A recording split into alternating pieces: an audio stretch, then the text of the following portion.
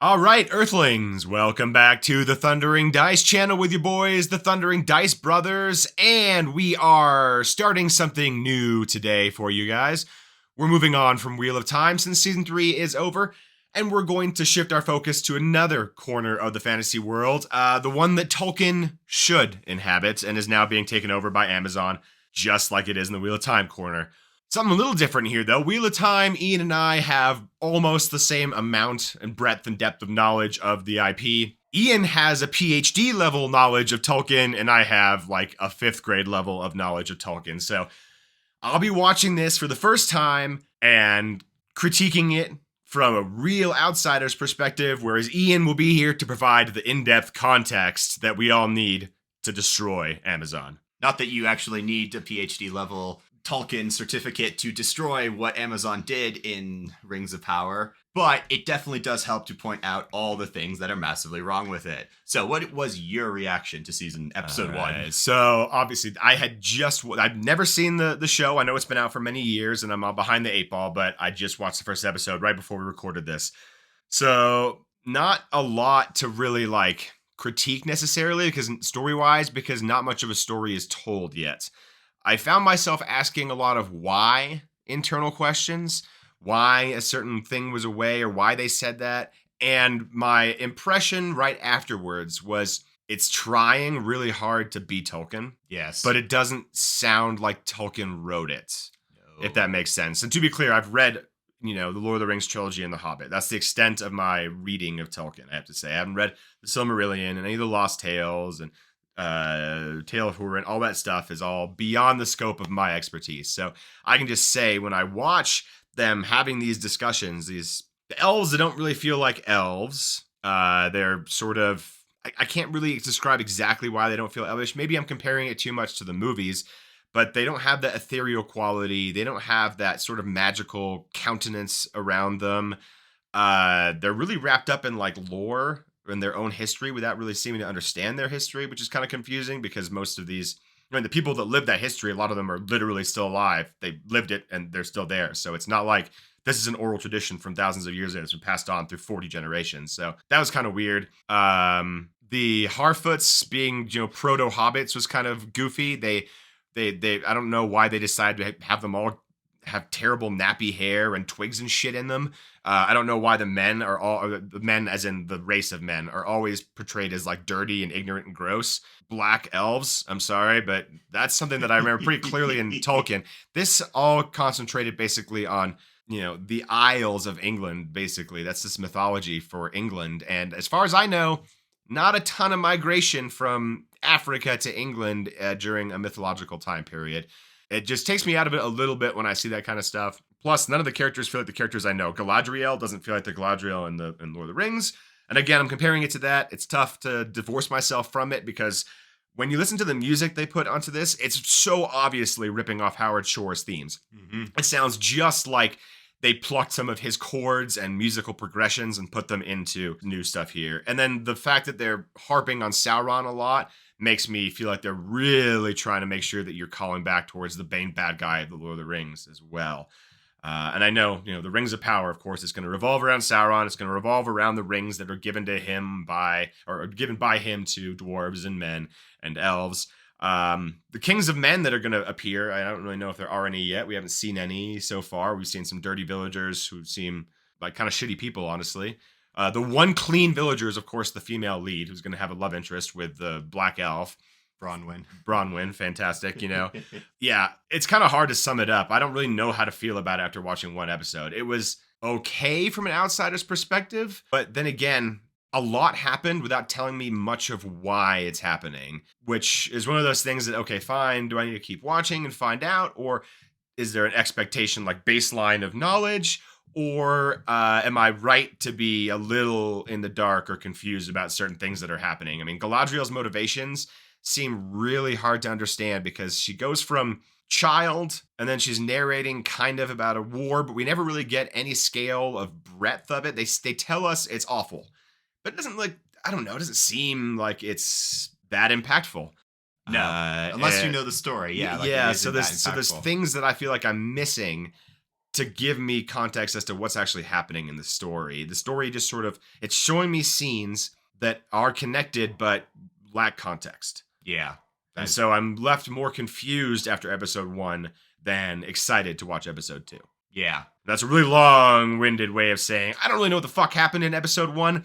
I'm just along for the ride, I guess. Ian is here now to explain to me what I missed and what they possibly missed. Oh, wow. Okay, well, I mean, they missed everything. There is, I mean, basically not a kernel of truth minus the overarching idea that this happens in Tolkien's Legendarium. Like, Galadriel as a child, the opening scene, her with that little boat and it expanding into a swan. It's a great call forward, I guess, or call back in this respect, but it's a call forward to when she is Lady of Lorien. If you really want to stretch that metaphor, which you definitely don't.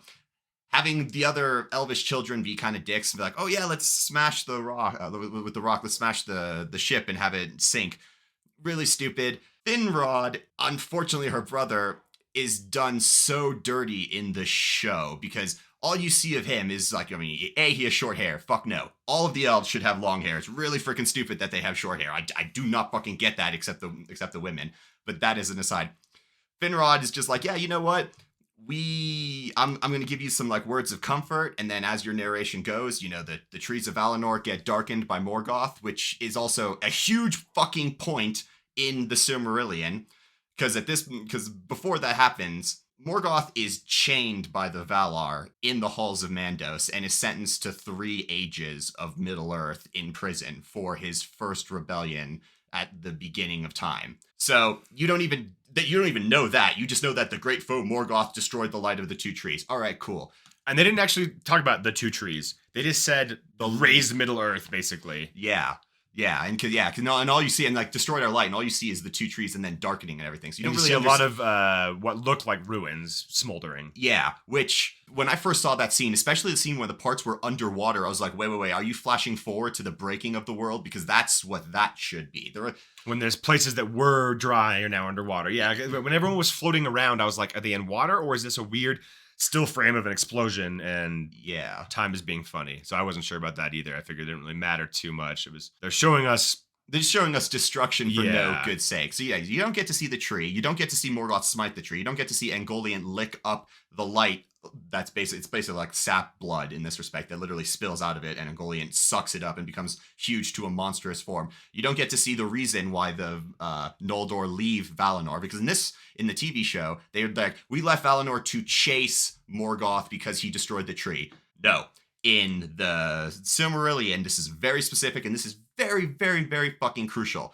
Feanor leads the Noldor out of Valinor after Morgoth kills his father Finwë, the High King of all elves, steals the Silmarils with Ungoliant, leaves Valinor to Middle-earth. That is the reason why they all decide in that flotilla. It looked really peaceful, like, oh yeah, just a buttload of people in a circle, like, yeah, we are going to extend our swords and we're going to go peacefully together. Just going to completely forget about the point where Feanor draws his sword on his brother and says, you tried to steal the love of my stepbrother. You tried to steal the love of my father.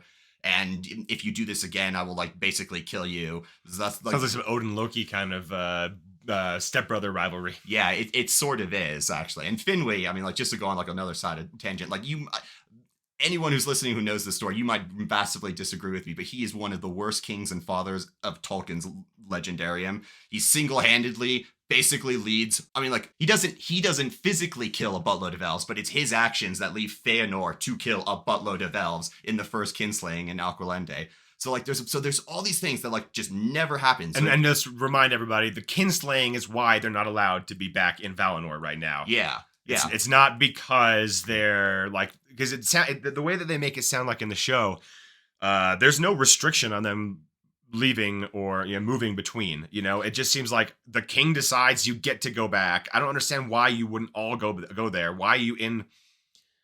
So you're in Middle Earth right now to fight Morgoth. You've all decided now, or the king decided that the threat is over. Everyone's happy. Now the people that led the charge against Morgoth, some of them Sauron, get to go back. But everyone else is sort of like quasi-punished by staying in Middle Earth. I mean, if the passage were open and that's heaven, why were you chilling in Middle Earth to begin with? Why don't you all just fuck off back to Valinor? If the threat has been eliminated and you're so confident of it, what role does Middle-earth play in your world? Because home is across the sea. So go back. So do you have to explain to me why you're all there and why you're staying in Middle-earth at this point? Like, okay, fine. If I can accept the fact that you left to chase after an evil menace, god, whatever, fine. You did that, and apparently it's vanquished. Even though there's some dramatic irony, apparently, because we're supposed to obviously know that it's not vanquished, because Galadriel doesn't believe that it's vanquished, and there would be no story to tell if the evil were vanquished. So again, the stakes are kind of awkwardly showed to us. Yeah. You don't get it. Yeah. Like you don't see the god, like the Valar, coming to Middle Earth, taking Morgoth back in chains. You only get that like small little snippet of the Battle of Unnumbered Tears, which is the wrong battle, and there shouldn't have been dragons and eagles fighting in that battle, because that's not how that battle goes down. So they supplant the last battle with the Battle of Unnumbered Tears for like no good reason. And here's the thing, that as an outsider's perspective, if you're gonna have Sauron be the big bad guy, that's awesome, that's fine. Start with that. Yes. Don't try to muddy it with the entire backstory of why they're there and who they're fighting and who they're fighting now and why they can't find this person, or are they alive? And it's a little too muddled. Make your bad guy clear from the beginning, because right now you've shown me a silhouette of Sauron. You've shown me his little glyph. You've shown me a person like looking at the glyph and then getting the same kind of ring vibes with the dark speech, coming out of nowhere and it lighting up in fire. So if he's the big bad guy, focus on that. Show me why I should care about him being the bad guy instead of too much backstory, because talking with you, Ian, makes it so obvious that there is so much backstory just to set up why they're there, that by itself could be a documentary series or a whole fucking show. So if you want to start with the Rings of Power Wars or whatever, start with Sauron coming back, I suppose, or give me something to care about. It's really hard to just be told that it's an evil, and then you get some really impactful moments with Galadriel in the beginning. She's with her company out, and there's like 10 of them, so apparently there's 10 warriors is like an army looking for Sauron, the greatest evil that they can conceive of at that moment. Yep. I know there's distributed across, and there's watchtowers watching for who knows what, for him to pop up and fuck with some humans, I guess. I have no idea why they're out there in the far reaches just chilling, making sure Morgoth, again, they're going back to Morgoth instead of Sauron. These are followers of Morgoth that are evil. No, why don't you just focus on the bad guy in this show? Sorry, this is a rant about me trying to figure out where the motivations for every character lie. And as I get more into it, I find it more easy to find things that don't make sense to me, just from one episode. So I may, don't jump on me in the comments, be like, you blind fool.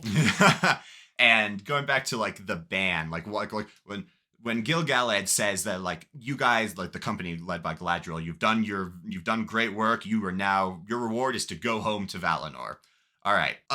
Everything aside, I am now going to read what Mandos tells the Noldor as they are leaving Valinor. Tears unnumbered ye shall shed, and the Valar will fence Valinor against you and shut you out, so that not even the echo of your lamentation shall pass over the mountains.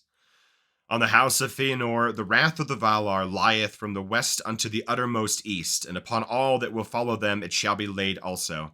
Their oath shall drive them, and yet betray them, and ever snatch away the very treasures that they have sworn to pursue. To evil end shall all things turn that they begin well, and by treason of kin unto kin, and the fear of treason, shall this come to pass. The dispossessed shall they be forever. Ye have spilled the blood of your kindred unrighteously, and have stained the land of Ammon. For blood ye shall render blood, and beyond Ammon ye shall dwell in death's shadow. Yeah.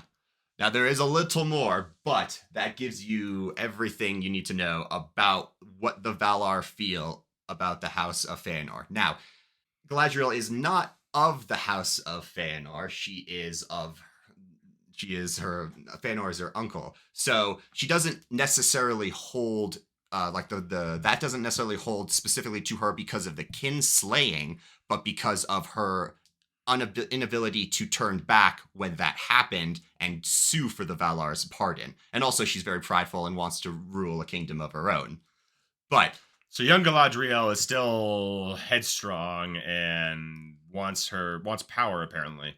Very headstrong. She In this respect, she sort of is a little bit like Feanor. She is she's very willful. She doesn't necessarily like being in a, for a lack of a better word, cage. Not like Valinor was a cage for her, but she wanted dominion of her own and didn't yet have the temperament to understand what rule and how to lead really meant. So in this respect, that wild side that they get in Rings of Power does kind of play into her very young self. But the fact that Gil-galad is just able to like, yes, you could go home now. Like the High King, yeah, it's great, you're the High King, but you are not Elder King. Manwë is the Elder King. It is his decree, even though Mandos is the one who speaks it, is basically his decree that says, no, you out, all you fuckers have screwed everything we've done to such high hell. You have killed your own people just for 3 fucking jewels that, yes, they house the light of the 2 trees. They are massively important. If you take what in the Unfinished Tales, no, not the Unfinished Tales, the Book of Lost Tales, the prophecy that one of the Silmarils will be broken at the end after the Dagorloth, and that will be the light that renews the Valar's power, and then they will grow young again, and Valinor will then thus be able to be healed, and then the dwarves will be able to remake the world after Turambar kills Morgoth. If you take all that type of thing, it does circle back to the beginning. But still, to take something so fundamental, like they don't even mention the Silmarils. The whole reason why everyone leaves, well, not everyone who leaves basically, is to find the Silmarils and get them. They don't even mention the most crucial part of this whole story. At least, exiting out. The fact that they make it seem like they left Valinor and can go basically back at their leisure is just wrong then. Yes. Then that's the impression that I kind of get from, okay, great, your task of cleansing the land of Sauron's influence is complete. Now as your reward, you get to go back. It sounds like, well, I mean, it's a cool place and not everyone gets to go back because you have to earn your spot, I guess. But at the same time, it doesn't seem like, as long as you can get there. And then there's this weird divine light at the end, which is also really wrong, because at this point, Valinor has not been fenced off. It is still very much in the confines of Aman. The far-sighted in Numenor can see the Tower of Tirion, like the very closest, the edgiest part, the most western edge of Valinor is. You can see if you are one of like the far-sighted of the Numenorians. So it is still visible. It is in the confines. Anyone could theoretically go, even though that's not really how it works. And everyone who knows about Pharazôn will be fucking yelling at me. It's like, yes, you can theoretically go, but you can also get screwed over by that. But it is Valinor, the land of the gods, is very much visible. There is not a curtain. There's not this like gray, like, and all turns to silver glass. Don't think about what Gandalf says in Lord of the Rings. It's not how it works yet. So there's no reason that. Wait, hang on. So the quote that we just read about it being fenced off, that is in the future compared to what we saw in the opening of this show. No, in this when they're going back. This should be already fenced off, right? Like they should already not be able to get back easily, right? No. That fence is a metaphorical fence against the Noldor, or the specifically the Noldor who committed the kinslaying at that time. So that's when they mean like that the Valar won't allow those people to come back, but like their descendants or any person who is innocent on Middle Earth, who like the Morquende, those are the elves who didn't go to Valinor. That's why they're called dark elves, because they never saw the light of Valinor. They were never enriched by it, so they're just kind of quasi elves. Any of them can just go to Valinor whenever they want. All they have to do is find Círdan, the shipwright, and get a ship and hop over. So anyone can go to Valinor. I mean, like any elf can go to Valinor. Just not the ones that were in the kinslaying. And so the people that we see in not London, but whatever the Elvish version of London is, I forget. Linden. Linden, yeah, sorry.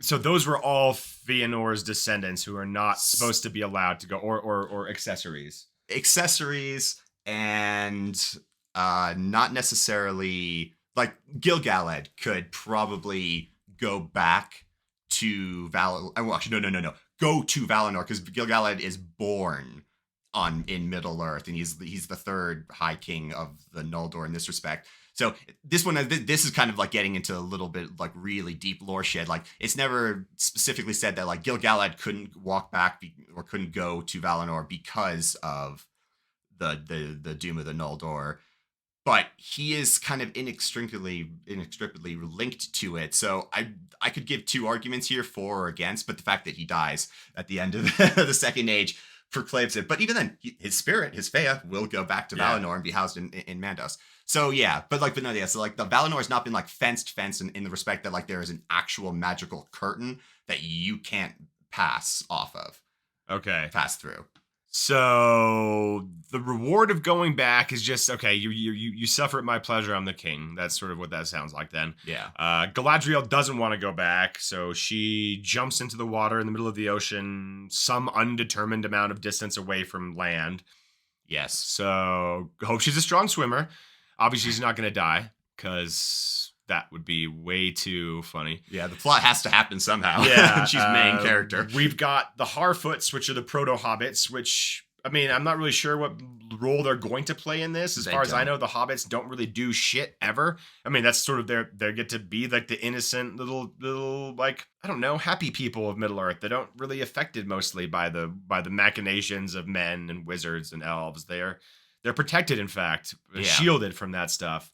So, I don't know. The Harfoots are kind of weird. I don't know why they're all, like, dirty and nappy-headed and have shit in their hair. That's kind of weird to me. It's a camouflage, I guess. Yeah, I mean, camouflage that you just wear all the time. I think this first episode definitely left me with a lot of questions and confusion. But we'll keep watching it, and Ian will be here to help guide me along in my lack of lore. And maybe I can even put some of the show into a different context, since I have less of an encyclopedic knowledge of what is supposed to happen or what has happened. Because that's the thing about this. This is not like speculation necessarily. Like the events of the time period have been laid out. Maybe not the individual specifics of, what the proto Shirelings were doing. No, like Harfoots are mentioned once, I think. Yeah. So these things, they exist, and the stories that back them up exist. And so if they change them, I know this from Wheel of Time, it's going to put fans out. Yes. Now, I'm not going to say I'm not a fan of the Tolkien Legendarium. I hugely am. I just have less time in the Legendarium than Ian does. I've spent less time reading it. So maybe I've got a more unbiased sort of virgin perspective. Yes, a virgin perspective, because I went into it already knowing everything. So as soon as I saw little young Galadriel, and then Finrod with his short hair, and then the crappy version of like Morgoth looking like a silhouette of Sauron in front of the trees, not seeing anything. The lie about about why the elves have armor and swords. The lie about how they cross the Sundering Sea. Because actually, fuck, I mean, like, just to finish this off, this is also one big thing. So the Noldor leave Valinor in 3 separate caravans. The first caravan is led by Feanor and the most zealot of his followers. The second is like the less zealot of the followers, and the third ones are like the real people who are dragging their feet and are way farther behind the other 2 caravans. Now, that flotilla you see is, let's just say like that would be the surviving parts of the Teleri fleet after Feanor seized those ships from the Teleri by force, killing multiple elves. I mean, like multiple. It's the first kinslaying. So that's why, like, ye have stained the blood of Aemon unrighteously, and blood shall render blood, and stuff like that. But Feanor sets off in that flotilla with the first band and goes to Middle-earth. Now, when his son is about to return with those ships to get the rest of the people, Feanor's like, no, burn the ships and leave the other 2 groups on the other side of the world, forcing them either to turn back and sue for the pardon of the Valar, or go through the grueling, grinding ice of the Hel Caraxim and basically lose. You don't actually know how many elves die in that journey. You just know a shit ton do. It is a bitter, bitter walk where multiple main characters, a couple of wives and stuff like that, are named to have fallen. And just to put a little cherry on top, technically this isn't canon because it wasn't in the published version of the Silmarillion, but in notes, one of Feanor's sons is burned alive in those ships because he didn't want to sleep on the ground. He slept in the ship. So Feanor inadvertently Kills burns his own son. one of his sons. Oh, lovely. Yeah. So like that is just one little like just huge thing that because of course they're focusing on Sauron, not Morgoth. So when they bring up all this shit about like why they fled Valinor and crap like that, it's kind of annoying. It's hard to do without all that backstory, you know? Like, it might have been better just to say, the voiceover that Galadriel gives, the beginning of Lord of the Rings, there's all the backstory that exists for this, existed for the Lord of the Rings as well. And they were able to just give us a solid, a minute and a half, 2-minute narration that gives you enough pertinent information to get you caught up, and it doesn't try to leave a lot of things super vague. Like, these are things that we know and you need to know. Yeah. And then you never left in the first half hour of the movie being like, I have no idea what's going on. Yes. You know, the first hour of Lord of the Rings, I never felt like, what the flying fuck is the backstory of this, you know? Right. It just seems like there's a lot of context that's necessary. They try to put some of the context in, twisted a lot of the context, and then really still left you contextless when it comes to the actual main bad guy, Sauron. They didn't talk really anything about how Sauron was the servant and how he wanted to, his designs and what he wants to do with Middle-earth, because that's what you should have done if he's the bad guy. Does it really matter that Morgoth started this? Do you have to make up a new backstory for why the elves are here? The elves are here because they can't go to Valinor. Yeah. Why? Magic. Because it's Lord of the Rings, and you can have gods do godly things. Yeah. That's the nature of gods. Yeah. It's okay. You could have done that, and I would have been like, okay, I accept that God doesn't let him go back. It's the kingdom of heaven, and it has been forbidden to you until you pass a test, or you do something good, or you right a wrong, or you sue for peace with the Valinor. Like that's I would have accepted that and moved on. Instead, they had to have, I don't really know what kind of a mishmash backstory. Try to introduce a lot of characters, not introduce them very well.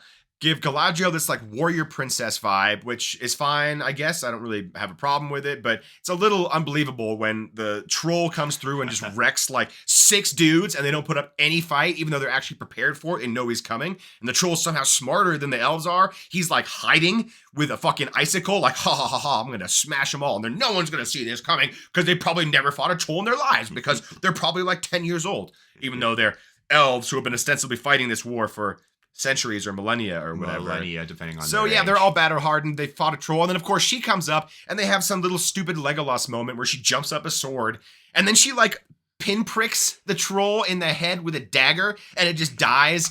Like, no, I mean, I'm pretty sure I've seen Legolas shoot a cave troll like 40 times with an arrow in the face, in the head, and it took that much to kill it. So that kind of stuff takes you out of the believability a little bit. And you know, before people are like, oh, believability, it's magic in Lord of the Rings. Yeah, I'm suspending disbelief for like physics, not for like storylines. Yeah, it's not like Gandalf just came up and, you know, said some awesome Quenya words and fire burst and the snow troll just got incinerated. That happened, I'd be like, dope. Yeah, you'd be like, I can totally understand that. But like, yeah, no, just watching Galadriel just taking train wreck the troll whilst everyone else is just getting train wrecked by the troll. And then right afterwards, they all turn on her. Yeah, I know. It's just like, we don't like all you. Together, like they've all like planned it. Yeah, and then the whole the very, very ritualistic way of drawing your sword and putting it down. Now we're getting into too much of the silly nitty gritty because this video is already close to twice as long as we had hoped it to be. But obviously, clearly, as we get into it, there's going to be more and more and more stuff that's going to come up from me, from just a watching perspective, from Ian, from a lore perspective. So buckle up, buttercups. And then one last thing, though, this just since you touched on it, like the main bad guy of Rings of Power is supposed to be Sauron. So there's no point of actually bringing up Morgoth. Just be like, all you can say is his name. You don't need to show like why the Valar needed to flee. Why the elves needed to flee. Yeah, the main bad guy in Lord of the Rings is Sauron, yeah. And we don't give a shit about Morgoth really in Lord of the Rings because it doesn't matter to the story that we're trying to trying to tell. Yeah, and they're not even like, you can't compare them as bad guys either, too, because Morgoth is the literal incarnation of destruction. All he wants to do is ruin everything the Valar ever do, and he wants to be in like he just wants fucking absolute ruin. Sauron, on the other hand, is a craftsman from the very beginning when he is Myron as a good person, and then he falls to Morgoth's influence. he always wanted order. He wanted to create the perfect kingdom, something that is basically unchanging, something that is good in his mind, something that is pure, something that is beautiful. And obviously that idea with the Rings of Power, that is his idea of something pure, unchanging, beautiful. And he does achieve it to a certain respect. But like these two agents have nothing to do with each other except the fact that they're both one learned bad. from the other, one was influenced by the other, Yeah. one was OG and corrupted the Smith. Yeah, exactly. So you don't even need to bring any of Morgoth's shit into this. You could have just started it with a whisper of something wrong somewhere, and then had everything that happens in season 2 in Eregion start happening immediately. But with that was our first episode of Rings of Power. I hope you guys enjoyed our little tantrum, at least mine. Yeah, I not sure if I can say that I'm like excited to watch the rest of it, because I think it's going to be a bit of a chore. Yes. But we're going to keep plugging away at it, if for no other reason than to say that I did, and then in 20 years be like, you didn't see the Rings of Power? And be like, no, I didn't. And then I can't say why it was bad or good. And I've wanted to cathartically vent about how bad Rings of Power is, lore and just as a story in it of itself, for a long time. So this is a great opportunity just to me to use my vast knowledge to have fun and just bitch at fucking writers, modern writers, who think they know better than the OG person who wrote the fucking story in the goddamn first place. The hubris, oh my god, it sets my blood on fire. It fucking does. So this will be good for me too. And on that note, take care, guys. We'll see you next time. Goodbye.